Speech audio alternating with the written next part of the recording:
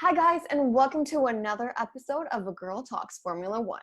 With you, your server, Manena Manautou, and today I have a very special guest, an up-and-coming driver, Grayson Dean. Hi Grayson, how are you doing today? Good. So tell us a little bit about yourself, Grayson. How old are you? 7 years old. When did you start racing? I started racing 2 years ago and I was 5 years old. It still felt really good. Of course, because whenever you're really passionate about something, I bet it always feels great, right? Yeah. So how did you realize that you wanted to be a driver? I was watching TV and I noticed I pressed Formula One and I saw all the Formula One and then I got into Formula One. So I said, Dada, let's go watch Formula One. And then he was like, what's Formula One? I told him Formula One is this race car driving thing, and I was 3 years old. So we watched it. So let's say 2 years later, got into racing, and then that's how my dreams come true. That is so amazing, Grayson. I've heard so many stories about something similar, but with actors, it's so nice to actually listen to a driver say that his dream started pretty much the same way. You watched it on TV, you felt this whole series of different emotions, and then you wanted to become a driver too. And I've also heard that you were called the mini Lewis Hamilton. You actually do look like him. Yeah, a little. I'm a little talented. If I won a little bit like grand races, Right. I'll be like baby Lewis Hamilton. I'll be like I'm kind of like a real baby Lewis Hamilton. Definitely. Like his fake son, let's say, huh? Yeah. That's so funny. Because for all of you guys that are not looking at him right now on the podcast, he looks so much like Lewis Hamilton. You can find him on Instagram at Grayson Dean Racing. And you guys are going to see the resemblance. It's literally shocking.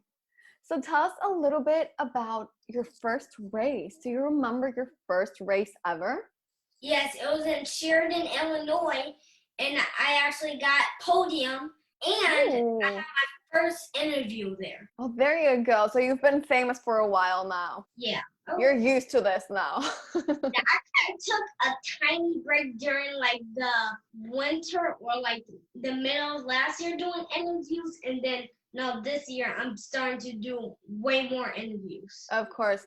And I'm looking at your t-shirt. It's super cool. Can you tell us a little bit about this Grayson Dean merchandise? It's so cool. He's got his logo, very sporty, very race car-ish that you're pointing at. Right here is like who built my engine, CKT. Oh, amazing. Engines. Right. Chicago, Illinois.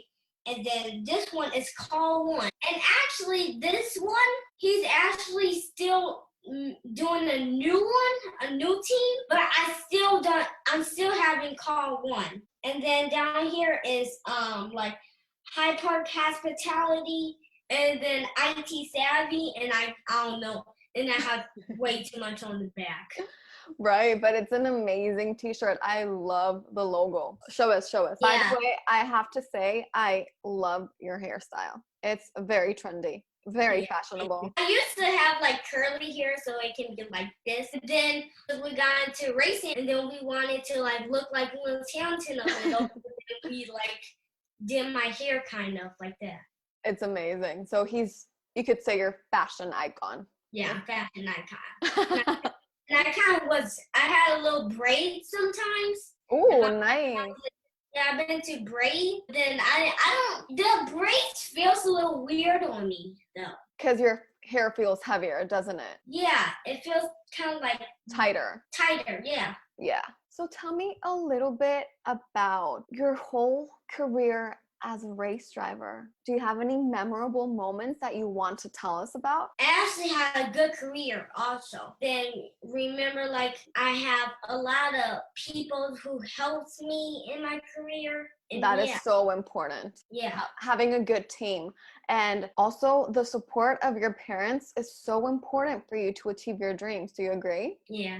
Actually, I love them, and I feel really good. Well, that is so sweet. That's a really nice message for your parents. We'll make sure they get it. So tell us a little bit about any funny story, any anecdote that really had an impact on you. I got a lot of stories still. I maybe want to talk about how crazy is my kart career though. How cool is my kart career? It first started last year. How old were you when you first started? 5, so yeah. Cool. And I was actually still really good that time.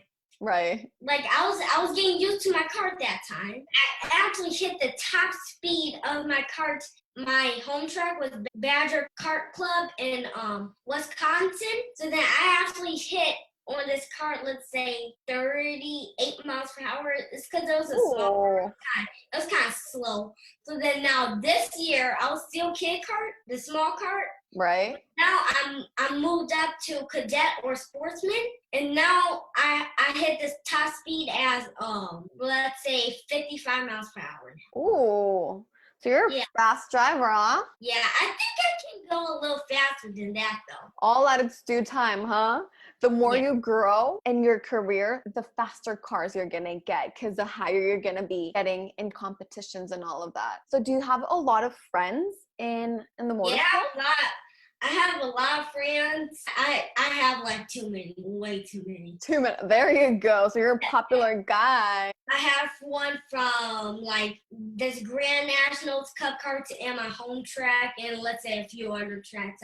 I met some drivers. Speaking of Mini Louis Hamilton, tell us who is your favorite race car driver in the Formula One? Lewis Hamilton, I like how fast he goes, and he's pretty much the champion. He's the champion. Definitely. Even if he doesn't drive on the last race of the season, he is still going to win world champion. But speaking of that, so how did you feel when he tested positive for COVID and he couldn't drive on this weekend's race? Really sad, and I hope you feel better, Lewis Hamilton. So that he can actually drive in Abu Dhabi, right? Yeah. Did you watch the race? Yeah, I watched the race. And what did you think about George Russell's performance? It was really good, and I'm actually disappointed how George Russell came on 11th. It's because the pit stop. It's because his tire, and then Bottas, he kind of got a little bit in the top 5, or but his tire blew up also. So I'm like, I know, it was total drama, that race. That's so wrong. Tires, I thought it was on fire or something. I know, like Romain's race, that was very scary. Also, going back to the COVID subject, did you ever miss any races, or did any races from your category got canceled during the year? Back in April, I think I had a few in Indiana. It got canceled, and I think some of the races from April got moved all the way to like the middle of the year, like June, July, because I had the Newcastle race. Was supposed to be, I think it was supposed to be in April, but then they pushed it all the way till like July 4th. The Independence Day, huh? Yeah, actually, yeah, it was Independence Day, and actually the day before, so. That's so funny. Tell us a little bit, Grayson, about what do you do to get motivated and to have like a winner mindset before every race? I don't really know that yet. It's because I don't know that much, stuff. Whenever you just get into the car, that's when you kind of switch into like the driver mode. I put into like focus on race mode when I get into my cart. That's an excellent answer. So if you could give any advice to any young driver starting to race, what would you tell them? I'll tell them to keep your foot down and be the last one to brake. Definitely. That's a very good advice. So right now that we were talking about the race in Bahrain, what you said about the tires and the Mercedes cars, I thought was very interesting because you pay a lot of attention to all the engineering and all the technical things on the Formula One, which I find very interesting because people normally just look at the race. You actually get into the race. That's amazing. I just want to congratulate you for that, for having such a keen eye. Yeah, thank you. It was actually, that race was actually pretty crazy. Even besides that, like it was a 3-car accident at the first lap. Yeah, and all the people that were on the podium, totally unexpected. Nobody would have thought that they were going to be the 3 people that were going to end up on the podium. Of course, I'm super excited because as a Mexican, I am thrilled up to the sky that Checo Perez won, but I would have never thought he was going to actually win first place. I don't know if you knew this, but it had been 50 years since a Mexican hadn't won a race. What?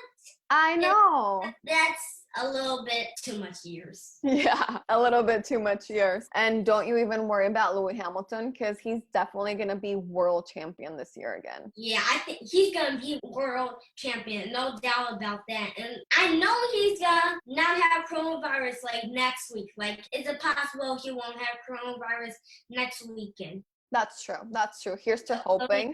At Abu Dhabi. Yes. Because it's the last race of the season. It would be very sad not to see him there. Yeah, I think that's I forgot what it's called when it's the last race of the year. But if he wins that championship, oh man, I'll be so happy. Of course. And tell us a little bit. I'm looking on the background at your helmet. Tell us a little bit about it. Do you want to see closer? If you can, yeah. Yeah. Okay.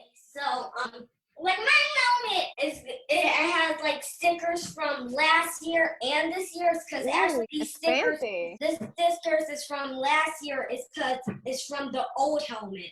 Okay. Yeah, so then this one with the star says USPKS is United States Pro Kart Series 2020 and Badger Kart Club, and then it actually shows who made this helmet. That's amazing. So every single year you get a new helmet? Well, not every single year, like when my head grows and then I get a new helmet. So yeah. And you've been driving for 2 years already, right? Yeah. That's awesome. And tell me something. Did you choose the colors or is that part of your uniform? I actually choose the colors. Well, me and my dad choose the colors. Right. My mom helped a little. And actually, I was like, let's go with this color because it was such of a nice color, red, white, and blue. And it's the color of the American flag. So definitely.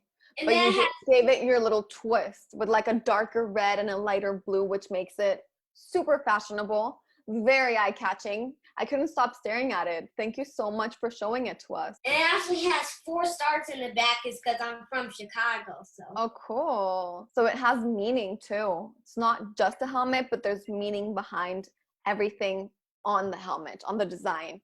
That's amazing. And I feel it's a really fun process to be part of the designing of your uniform and your helmet. And I see also a lot of trophies, huh? Yeah, that's some of the trophies, but I have a lot more in my. And whenever you look at your trophies, what do you feel? Tell us. Feeling like a second place champion, so close to first place. Yeah. And then I actually have these 2 humongous trophies. It's because it's from like the end of the year. Like you get a trophy from the end of a big trophy from the end of the year and call it banquet. Oh, cool. So then, get this big trophy and it means like you did a really good job for the year and then it's just a big trophy. So that's amazing. And you know what? I really like your personality because you have a lot of attitude and we can actually tell that you really want this, that you're really passionate about what you do. Yeah. My previous guest has a little question for you. What do you want for your food in future? Formula 1. You want to be in the Formula 1 when you grow up? Yeah, I want to be in Formula 1. And actually, if I would do Formula 1, but let's say, example, if I can't get to Formula 1, I might do NASCAR, but I'm aiming for Formula 1. Of course. NASCAR is like your plan B, right? It's like if I might not get to Formula 1, but I know I'm gonna get to Formula 1. Definitely, that's the spirit. That's definitely the attitude. Oh, nice trophies. Look at you. You're an absolute winner. This is from last year. This is this year. Oh, that's nice. Well, you're always on the podium, basically. Yeah. And actually, it's a few other ones. It's because of more really good drivers who've been racing a little bit more than me. Of course. I keep getting fourth, but I'm actually still getting into third sometimes. There you go. That's a great place because you, like you said, you haven't been driving for that long. So that's pretty amazing. Do you still remember your first time on the podium? My first time on the podium was my first race, actually. Oh my gosh, what are the odds for that? Well, actually, I have a trophy from the first one. It's pretty old, so it's from like April last year. That's pretty Like, amazing. that months by months. That This is is my so first amazing. trophy. That is so amazing. Congratulations to you. You have a bright future ahead of you. Yeah, and thank you a lot for telling me about the trophies also. That's amazing because that's a reflection of your hard work. Yeah, it was actually like sometimes when it's like all together, it looks like some like trophy city kind of. Oh, I bet it does. So anything you would like to tell your fans before we leave? I actually have fans and sponsors. Ooh. Thank you for my sponsors for helping me race. And my fans, thank you for following me on Facebook and Instagram. That is so nice of you. So very sweet. Grayson, it was amazing having you on our podcast. I'm pretty sure you have such a bright future. It's so nice to hear so much fire in your voice whenever you talk about race car driving and the Formula One. I'm super surprised by how much you actually know about the sport and not just the driving, but also what happens behind the scenes. Congratulations to you, Grayson. Yeah, thank you. So thank you guys so much for reaching all the way to the end of this podcast. See you again in 2 weeks with another guest. This was Manena Manautou in A Girl Talks Formula One. Bye. Bye.